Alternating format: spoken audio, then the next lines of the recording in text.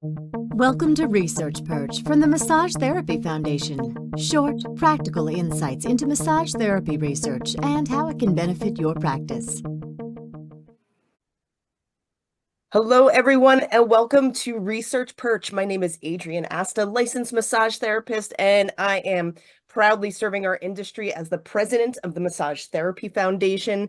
I am absolutely thrilled to have our guests today, Dr. Tracy Rupp and Kevin Johnson, licensed massage therapist, who are working on a study that research study that is funded by our friends over at the American Massage Therapy Association. And the name of this study is Massage Service Integration in a Military Primary Care Clinic. It's an implementation and impact study.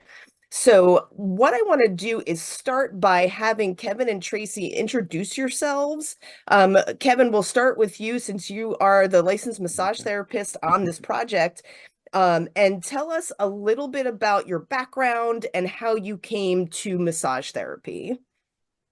Yeah, I'll try not to make this too long.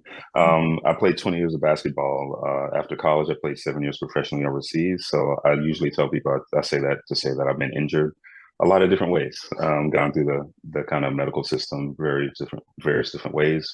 I dealt with a lot of injuries and a lot of different ways get out of those injuries. So that, I had some experience with that. After playing, I started with personal training.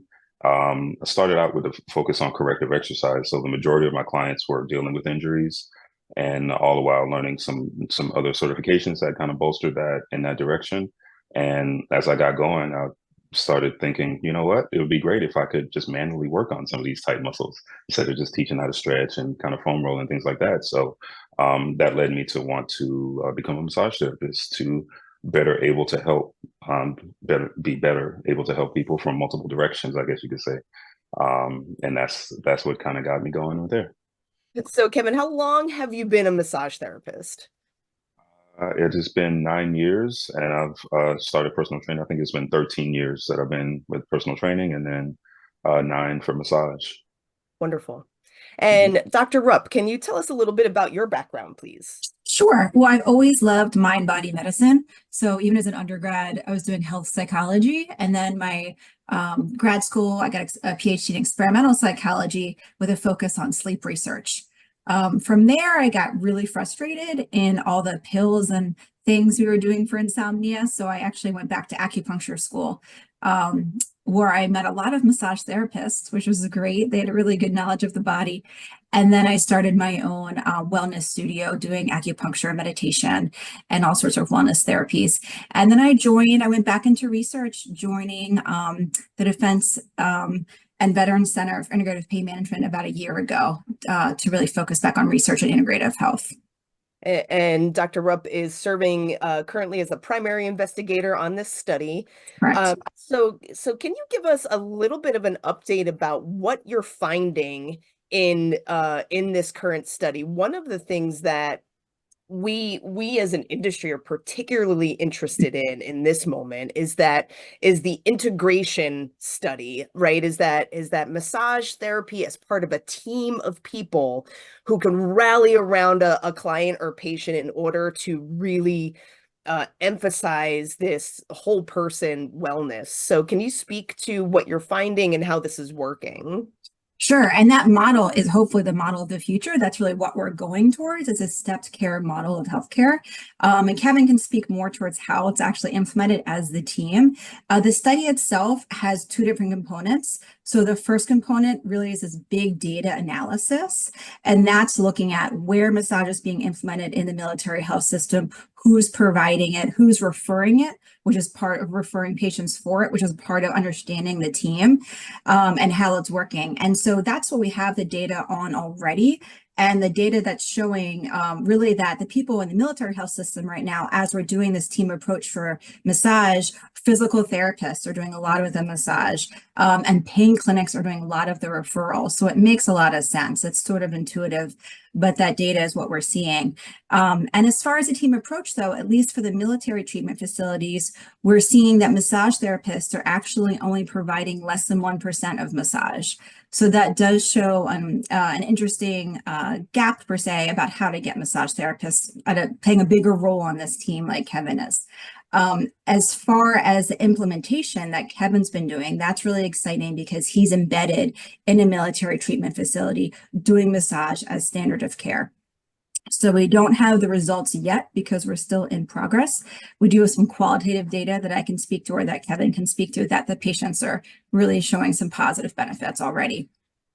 And we should say that one of the reasons why we don't have the results quite yet is because of the pandemic, and we had a stall in the study for just a little while due to the pandemic, and then the process of restarting took a little bit of time, as research does, especially with the Department of Defense. So we're looking at about next summer having the analysis of all of that data completed. That's an approximate rough timeline, if I remember correctly. Yes. All right. So Kevin, tell us about your experience as a massage therapist as part of this team. This is probably the most relevant thing that we are looking to call out of this study, because like Dr. Rupp said, we're hoping that that's going to be a blueprint for even organizations outside of the Department of Defense. So talk to us about your experience so far. Okay, it's been great. Everybody that's working it's a Kimbrough Ambulatory Care Center, and everybody's been great. Basically, the process is doctors refer their patients to physical therapy. Everybody that I see needs to be at least dealing with some type of documented chronic issue. So all of my patients are sent from the physical therapist, and it's been a good referral process. They keep me busy, and I've been able to help a lot of people. But I think it's going well. We've been there long enough that it's a pretty smooth cycle. That just basically, like you said, I've been integrated into the process. And several of the physical therapists have, talked to me directly and said they appreciate the work I'm doing and that they're getting some good reports from me.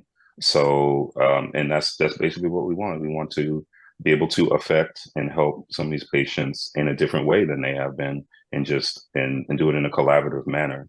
And I like that I've been able to communicate with with the doctors, with the therapists, even just looking at the notes and then just kind of adding in. I want to be a complement to what is going on and what has been going on. It's not a brand new path. It's just, we'll just add some more into the picture and be able to help some people, and coming from different angles, I guess you could say.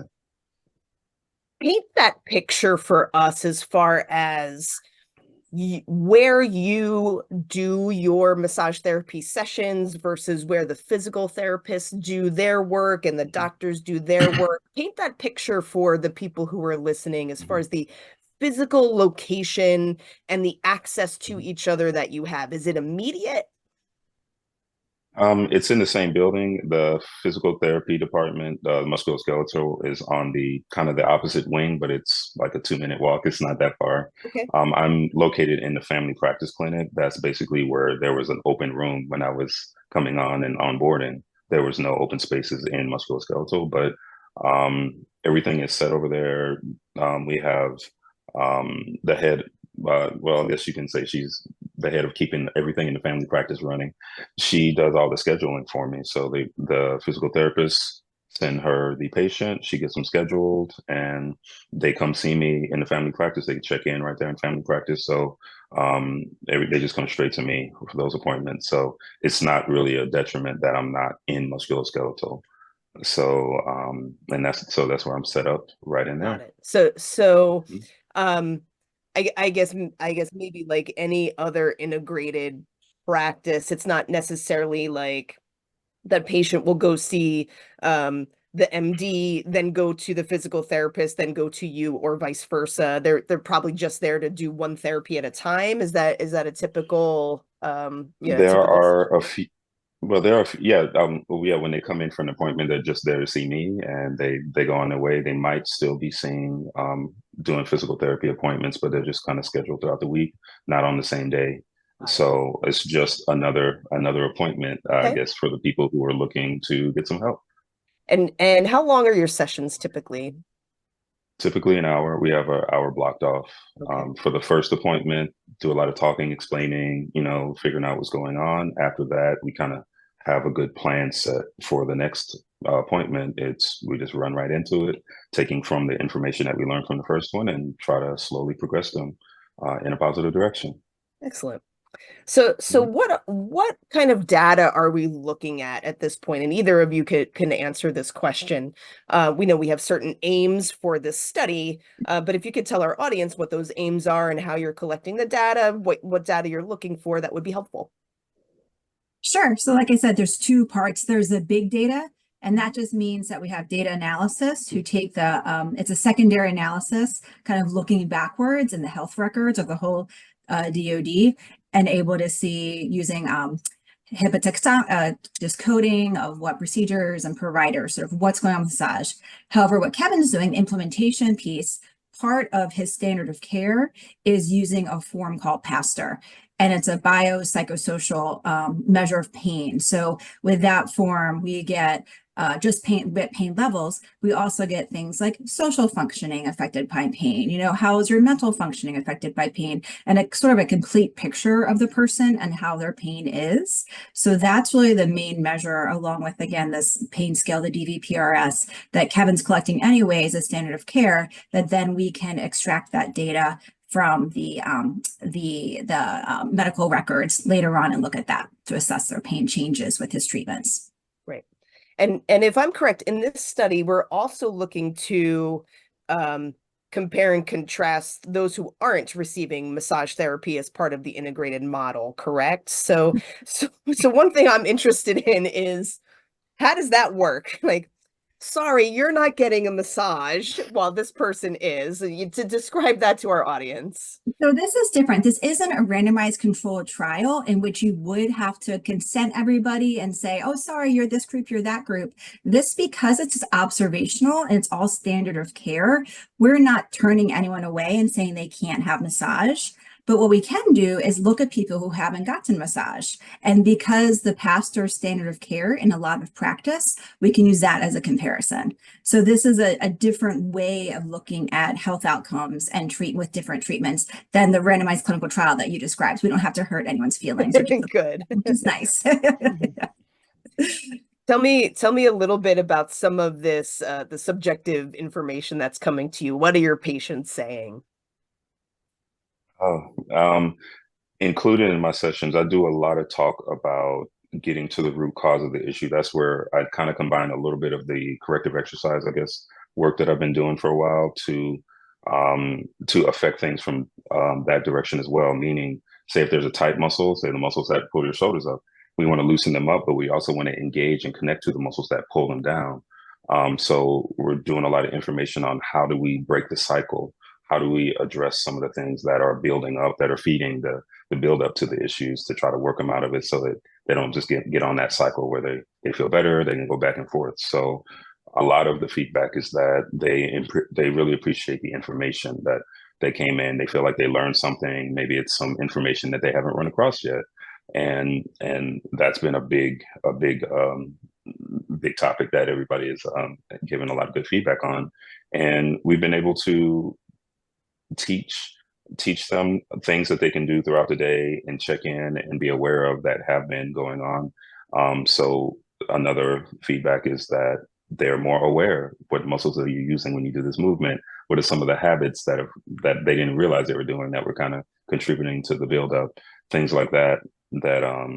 That's where I try to start from that, because I know they've been seen for a lot of other things. So I try to find things that maybe they haven't run across and haven't been addressed yet. So that's been a major comment that I'm getting from. And we've had some good results. We've had some people who really, like, for example, maybe they couldn't take the fitness test, and then, got them to the point where they could take the fitness test without any problems. And then we have a lot of good anecdotal, I guess you could say, cases that show that it has really helped them progress and move in a positive direction. How is self-care compliance? So you increase body awareness, and you're giving them kind of, maybe some corrective exercises that they can do at home and in between sessions. Do you notice that you have an increased amount of compliance and self-care because of the education that you're giving them? And what barriers are you seeing for people to complete their at-home care? I am seeing, I think one of the big things that helps is that most of the people I see have been dealing with this injury, and it's affecting their way of life, their ability to do their jobs. So they are anxious and hungry for anything that can help them. So that, of course, helps with compliance. But I do think that, yes, understanding the why behind some things, understanding the what, getting into the detail, into the weeds, so that they can see how impactful these little things, that things that look little, but how impactful they are to the big picture. I believe that information helps to keep them online and keep them motivated to do it. And then once any kind of progress is noted, that makes it even easier because they see that it's helping. So it's more likely that they're going to keep going with it. Some of the biggest barriers are just time. They, if they get, suddenly called off, they have to go somewhere for a couple of weeks, a month, and the conditions might not be best for them to focus on self-care, things like that. I mean, and then at the end of the day, it's just the same thing that anybody's life. You have a family, you have kids, you have just a sick person in the house that gets everybody else sick. You have work assignments that just came up out of nowhere. So it's those type of things. But I found overall that the vast majority have been very receptive and taking on some self-care. And that only helps progress that much faster. Excellent. Mm-hmm. Anything that sticks out from you as far as the reporting from your patients? What are they saying? What other than, hey, I feel great, hey, I know more information, hey, I'm more aware? Is there something else that they're saying that is just like, wow, I wish blank, fill in the blank? A lot of them say, I wish I had learned some of this stuff 10 years ago, 5 years ago, last year. I wish I had run across some of this information previously. And that's where I start. I didn't go too deep into my history, but throughout my career, I've dealt with knee issues from the time I was 13. My third year playing overseas, my knees got so bad I had to stop playing. And throughout that time, I had seen a lot of doctors, done a lot of therapy, and it's helped, but it got to the point where I couldn't even run. And I did everything I could to get back, and I couldn't. I was 27 at the time. And I was lucky enough to see, his name is Gary Gray. I found out later that some of the top sports players in the world have seen him before. He checked me out differently and got deeper into the root cause of where everything started, and was able to get me back out of it. And I played 3 more years overseas, and I can still run and jump now when I couldn't that many years ago. I don't want to age myself. But that was my motivation when I started training. I wanted to learn more in that direction on how to really dig deep, follow the breadcrumbs, get back to the origin point of a lot of those issues. And I've been learning everything I can in that direction since. So that's why I do a lot of talking, a lot of educating, a lot of explaining and demonstrating. And I pull out my anatomy app and point at muscles. I do all of that stuff to make it make sense, because biomechanics, that's what I like about it. There's a rhyme and a reason to everything, and it makes sense. So it can be made sense of. So just identifying what's overworking, what's underworking, what's too short, what's not short enough. And then just following the clues and identifying, okay, here's where we're going to start. We need to work on this, work on that, and get things where they're supposed to be and work in the way they're supposed to. So that's been the biggest, because I felt that same way when I was helped. So that's been a very good comment. Like, man, I wish I had heard this or learned this a little earlier. Dr. Rupp, have you heard anything that's worth, noteworthy of sharing in this moment from your perspective in this study? I was just echoing, I was just struck again at the people overwhelmingly said, I wish I knew this before. It really is something that I guess is not as offered as much as it should, or as early as it should be. It's sort of seen as a last resort. So I think part of the effort is getting it to be a first option, really, really starting early. So again, with this step care approach model, hopefully that'll be changing, and that these patients will be seeing it earlier is really the hope. As far as with just the big data, because that's only what we've done, And just seeing again that massage therapists providing so little of this care, that it's often physical therapists and others, which is great, but we do see differences in patient characteristics of patients who get massage, at least in this sample, from other providers versus massage therapists. So I think it does illustrate the importance of having massage therapists available too for that whole body therapy. Can you speak a little bit more to that? Are you at liberty to speak a little bit more of that piece? Because that's Sure. that's one of the pieces in the in our research agenda at the Massage Therapy Foundation, is to make Okay. sure that we're funding studies that massage therapists are doing the massage therapy. Got you. So if you could pontificate on that, that would be great. Expand on that, that would be great. Sure. That's interesting to us. Sure. And I'm not a massage therapist, so keeping that in mind. But just from the data perspective, looking at the patient characteristics of patients seen by massage therapists, they were actually, and there's no causality we can infer, but we can just report that patients who saw massage therapists actually reported less prescribed opioids than other patients. On the other hand, they also reported a greater amount, like 60% versus 5% of neurological diagnoses, and also a greater percent of antidepressant use. So my take on that is that the massage therapists are actually, again, treating this whole body system. Not, they're not focusing just on the musculoskeletal, but though I argue they're all connected, that they're trained and they're prepared to treat everything the patient's going to bring for them, aside just from treating the point of the pain. That's significant. That's yeah. Wow. I can't wait to hear more when we're ready to share more. It's under review. It should be published soon. Yeah, it's incredibly significant. Do you think, does that have anything to do with, sometimes there are just scope of practice allows a massage therapist to practice longer, right? Whereas I have physical therapy colleagues and occupational therapy colleagues who do similar manual techniques. They're just limited into how long that they can apply them. So is it more than that? Kevin, again, as a massage therapist, can probably speak better to that, but I would think that just given the training, and I did speak with a massage therapist about this, and she does say that she does have her patients come a lot with psychological distress, and that she's able to handle that. They've had some training about the mind body connection and things, and is able to have the time, like you said, to discuss it a little bit. And I just don't know, again, of other physical therapists and other therapists what their focus is, but probably a little bit different. But Kevin might be able to speak a little bit more to that too. Yeah, that's correct. I have a whole hour. And most physical therapists, I can speak in that in the environment, they're 30 minutes. Maybe when they come in for the evaluation with the doctor, they can get a little bit longer maybe, but the typical session is maybe 30 minutes max. So I do have more time, and that's where it helps that I can see what they're currently doing, what they have been doing. And so I'm just like, all right, let me take that and run with it and try to advance that and, fill in and do some more, basically get more into, I have more time to get into the details with it. So I just take, okay, what are the exercises doing? Okay, let's break that down and get even more details on awareness, connections. Are you in control of it? What are you thinking when you're doing it? Those type of things, because I do have the advantage, I guess you could say in that case, to be able to get more into the weeds. And that's where I like living with those little details, because that's what drives the direction that you're going most times. Absolutely.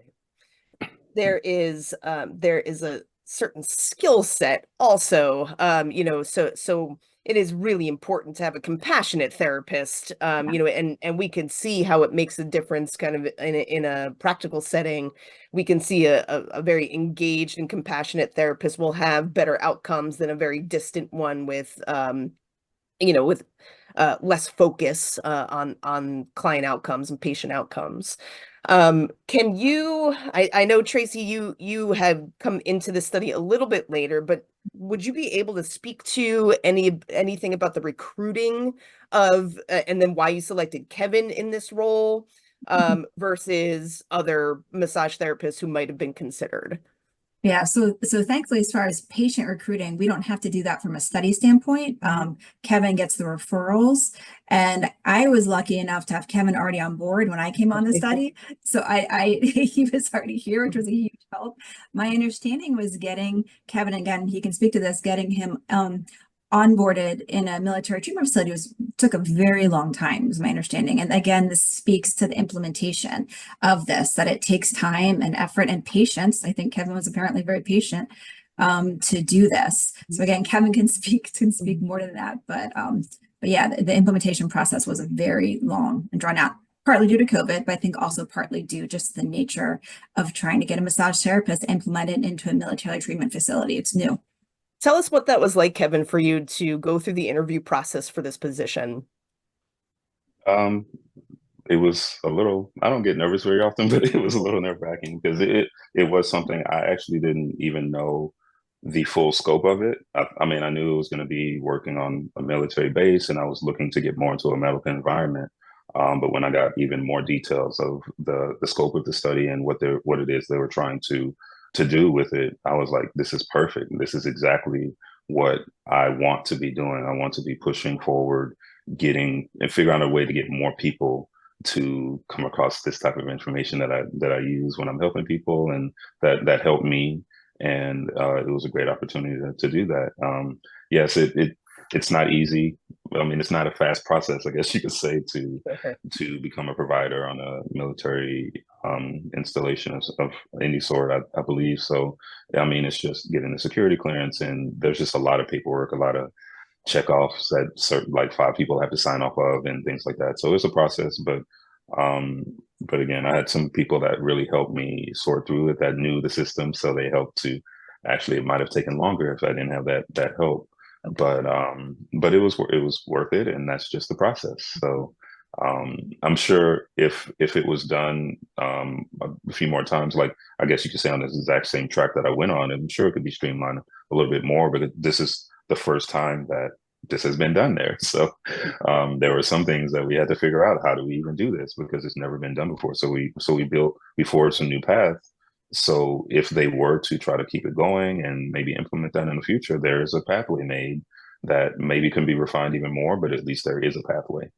Excellent. When we're looking at, kind of this, first round of data collection and the reviews and things like that, yeah, any ideas for additional studies coming up yet for you? Maybe collecting the same data over a longer period of time, or adding more treatment days per week. We talk a lot about the dose of massage, right? And it's so, because of the nature of the work, is so subjective. Any of those conversations happening right now? A lot of those conversations Okay. happen now, and you picked on one of them. The dosing, to me, is really fascinating, because we have Kevin seeing the patients, I think, sort of an as standard of care basis. So we're not prescribing that they're coming once a week or twice a week or whatever it may be, and we do have the ability to look back at the data and try to see how many times people were coming a week and potentially link that with the pain outcomes. But dosing, I think, is a really interesting idea. Another follow-up that's sort of on my mind, just again, when we speak about patients saying, I wish I knew this earlier, and going through so many years of so much pain, is right now this study is really focused on chronic pain.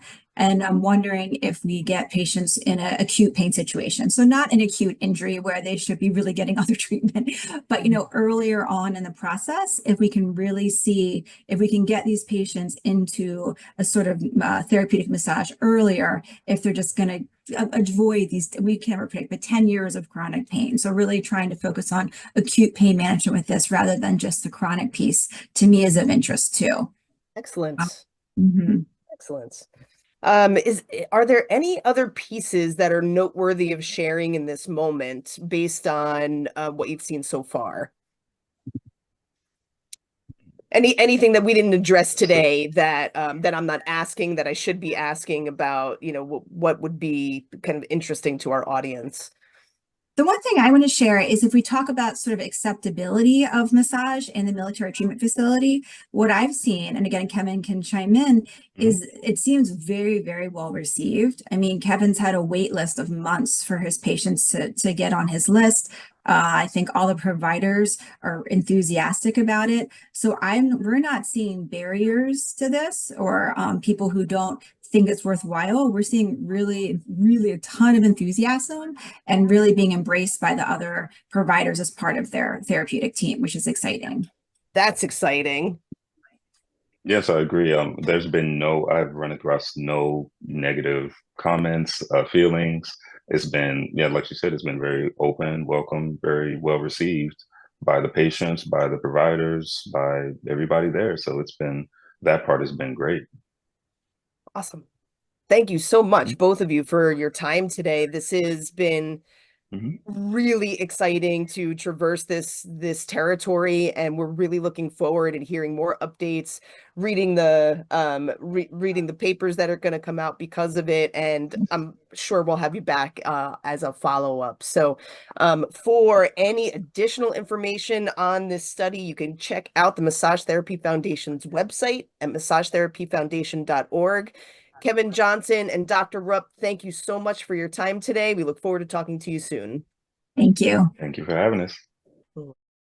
If you enjoyed this podcast, please consider donating to the Massage Therapy Foundation so that we can continue to bring you this and many other resources to increase your knowledge and improve your practice. Thank you.